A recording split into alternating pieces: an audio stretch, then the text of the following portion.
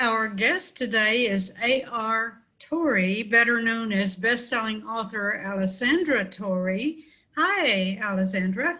Hi, thank you so much for having me on. You're welcome. You're the author of more than 20 best-selling novels of romance and suspense.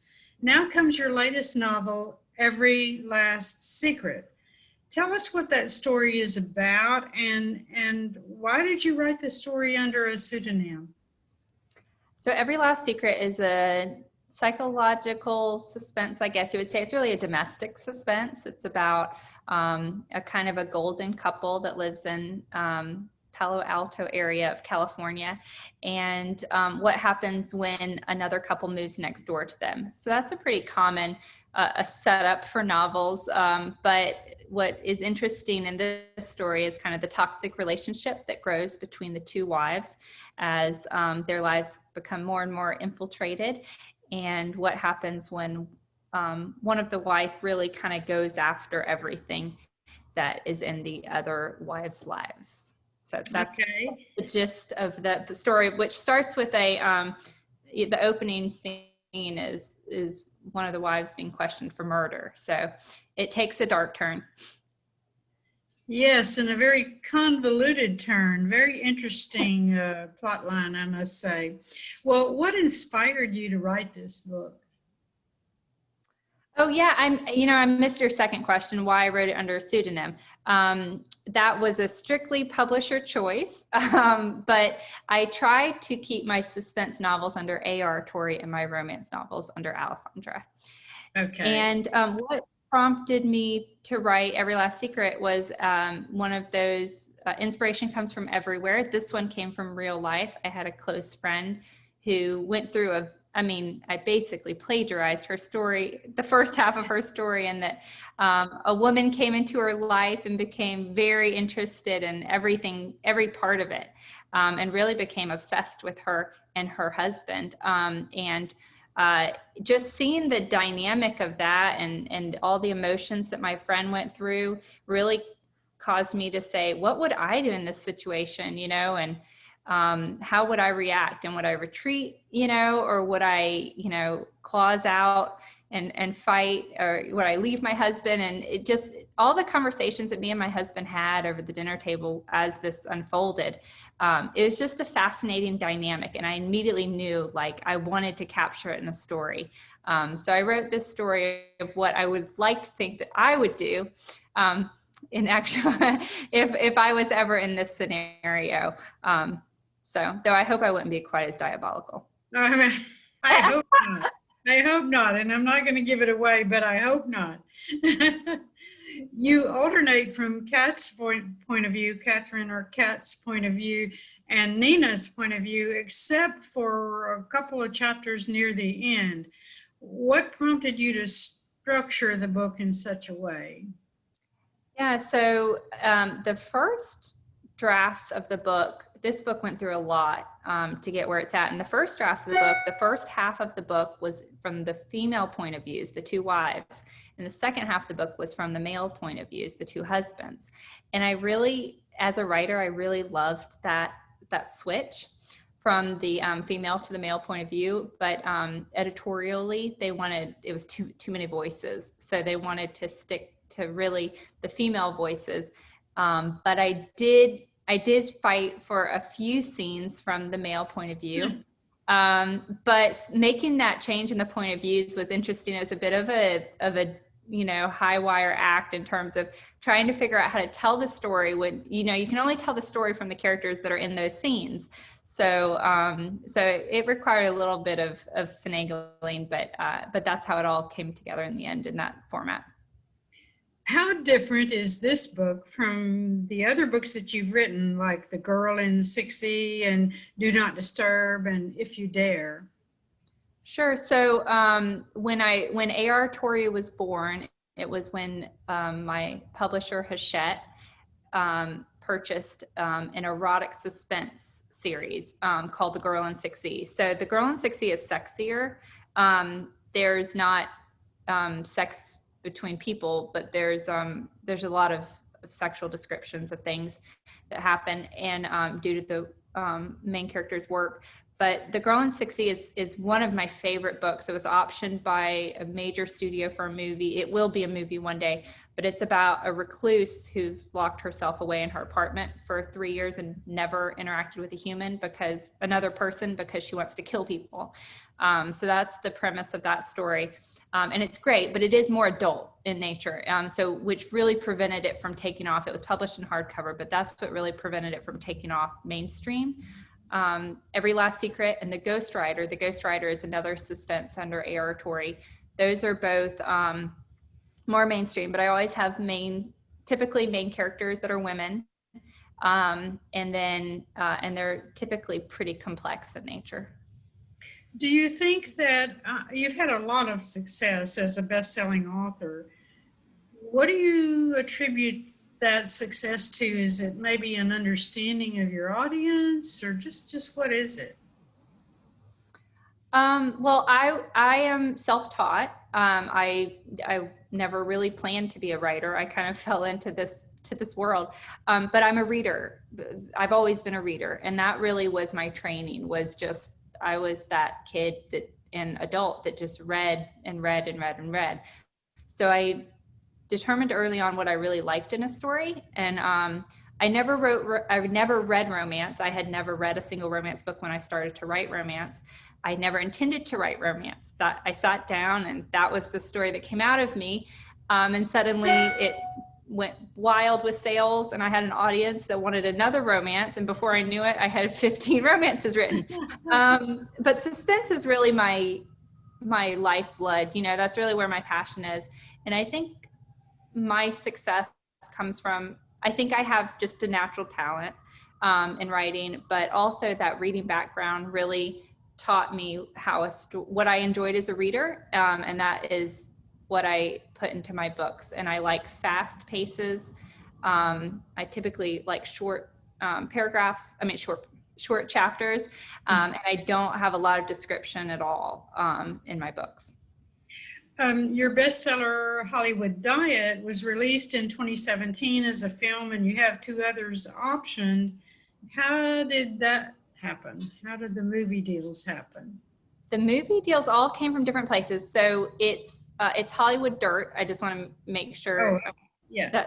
Okay. In case someone looks it up, you can watch it now. It's on Amazon. You can rent it. So Girl in 60 was the first book that really got movie attention. And we went through a 2-year process with big studios and actresses. And when we finally got that deal inked, I was just exhausted by the process. I really was. And the emotional highs and lows. I learned very early that in Hollywood, everyone tells you a lot of things and you have to immediately throw out at least, 90% of what they tell you or promise you. But we finally got that deal inked, and it was Europa Corp, which had just done Lucy, and they've done Liv and Nikita, and it was just the perfect fit for The Girl in 60. But the head of the studio, this was his baby, and we signed that paperwork, and he died within 2 weeks of signing that. Suddenly got brain cancer and was gone. It was just so fast. And so that deal really died with him, even though we had a script written and everything. So when the studio for Hollywood Dirt approached me, I was really kind of over Hollywood.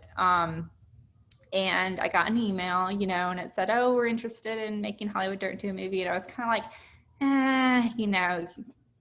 I just didn't believe it was going to happen. We'd already pitched it before to Lifetime. It's a romance. So we'd pitched it to all the, so I said, sure, I'll have a call with them.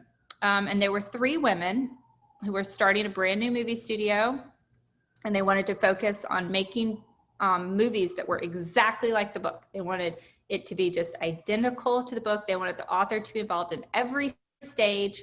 I was like, this all sounds great. And I thought, this is never going to happen, ever going to happen. And one of those 3 women is Elon Musk's sister, Tosca Musk. So I said, sure, I'll sell you an option, for Hollywood Dirt, whatever. So then they sent me the script, and I read the script, and it sounded good. I made edits, and then they were sending me pictures of actresses, and I was watching auditions, and I kept believing it was not going to happen, you know? And it wasn't until, and they kept me involved. The studio is called Passion Flicks. They make romance movies from romance books. It now has, I mean, a dozen movies under its belt. It's a streaming service, but they also distribute through Amazon and things like that. It wasn't until they were sending me locations and dates for filming, and it wasn't until I was standing in a Dunkin' Donuts factory at 2 a.m. It was freezing cold. It was in Georgia, and they couldn't run the heat in the building because it was too loud for the cameras. So we're all there like in parkas, you know, freezing, and the cameras are rolling, and my poor actress is in a sundress because it's supposed to be the summertime, you know, and the cameras are rolling, and she's saying lines from the book. This studio, like, dialogue is all pulled from the book. And that was really the moment where I was like, whoa, wait a minute, like this, I think this is really happening. Like, this is actually, at this point in time, they can't pull out, right? So it was the best experience because I really wanted to learn the business, and they kept me involved in everything from music selection to cuts to, you know, to everything. So it was really great. And it made me a lot smarter. But it's one of those just scenarios you hope every author has a chance to go through. And I did. And it was so drastically different from The Girl in 60. The Girl in 60, maybe I would have gotten to be on set for like a day, you know, where I had full access to everything through Passion Flicks. Do you have the same agent for all of your work? And what is that like working with your agent? Who is your agent and how does that work? So my agent is, so my book agent is Mara Kai Casella. She's with Don Cogden and Associates in New York. And I got her, I've been with her for 7 years now. I will be with her forever, but she's my book agent. So you also need a film agent and potentially a TV agent. So I also have had a film agent, Debbie Duble Hill in Los Angeles. And she's the one who pitched but a lot of the Passion Flicks deal I did myself. Right now I am unrepresented in Hollywood, and that's by choice. I just want to find the right agent for me. So if you're an author who's listening and you're interested in your books being made for movies, you need it's great to have a book agent, but you need a film agent. Or if you want to go into TV, you need a TV agent. And if you can't get either of those, then you need a manager who can get you Right. You know, what decided you to go with Thomas and Mercer and Amazon company as your publisher?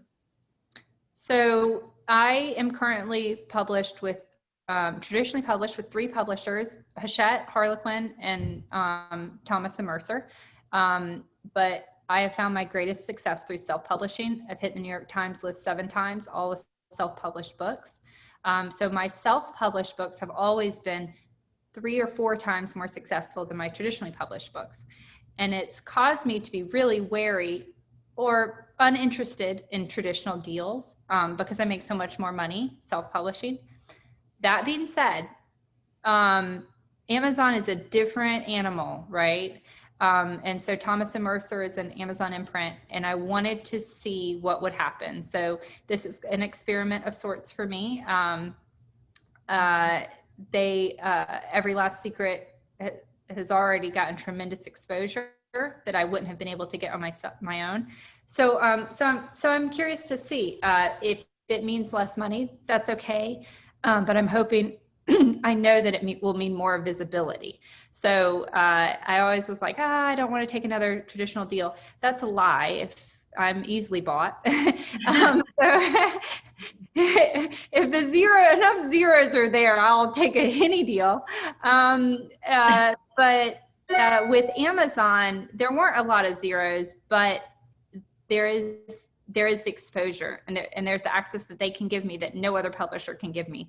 So I knew that even though maybe my advance wasn't as strong as other offers that I had on the table, the amount of marketing money that they could put behind it without even spending any money was tremendous. So I'm really curious to see. This is my first book. It was a 2-book deal. So I have another book with them, One Good Lie, that's coming out next summer. So I'm really curious to see what this does for my suspense audience. Sure. And I'm curious as to how you became successful self-publishing. Yeah, it's a great question. So every genre is different. And for romance is where I've found the bulk of my success. I haven't yet really built a name for myself in suspense yet. So with romance, self-publishing has a huge leg up, and that's because romance readers read a lot. An average romance reader might read 3 or 4 books a week, so they have a huge appetite. That means that they don't have as big of a budget, so self-publishers can often steal a larger audience because we're priced less, right? So I can make more money at $3.99 than if I had a traditional book at $9.99 as an author.